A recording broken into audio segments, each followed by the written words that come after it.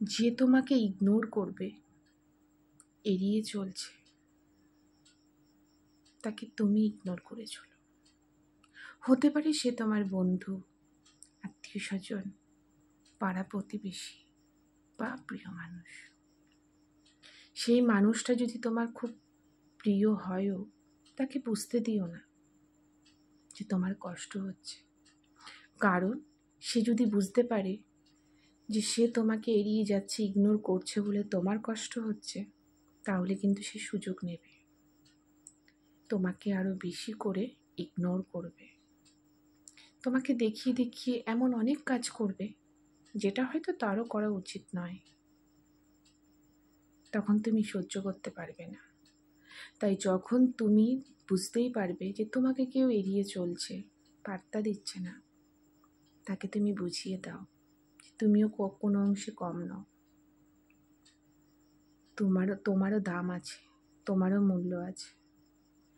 তুমি টাকা দিয়ে কেনা কোনো জিনিসপত্র না যে তোমাকে যেরকমভাবে খুশি ব্যবহার করবে, যে যেটা চাইবে তুমি তার মতন করে তুমি থাকবে। তাহলে দেখবে সেই মানুষটাই ভুল করবে না। যদি তোমার জীবনে তার থাকার হয়,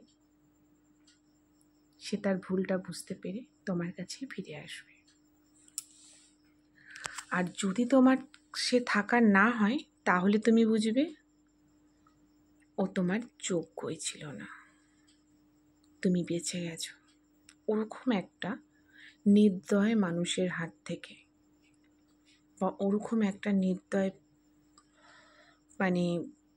তোমার পরিচিত মানুষের হাত থেকে।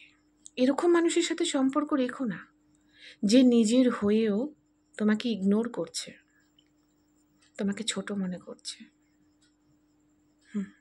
এই সমস্ত মানুষের থেকে দূরে থাকতে হয় সব সময়।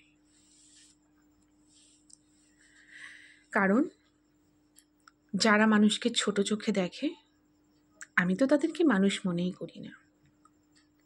যারা রূপ নিয়ে, টাকা নিয়ে অহংকার করে, তাদেরকেও আমি মানুষ মনে করি না। তাই তারাই ইগনোর বা এড়িয়ে চলে নিজের দামটা বাড়ানোর জন্য অন্যের কাছে। তাই সব সময় কোনো কিছুই প্রশ্রয় দেবে না, যে থাকার সে এমনিই থাকবে। তো চলো, যদি আমার কথাগুলো ভালো লেগে থাকে তোমরা লাইক, কমেন্ট, শেয়ার করো। নতুন বন্ধুরা সাবস্ক্রাইব করো। ভালো থেকো।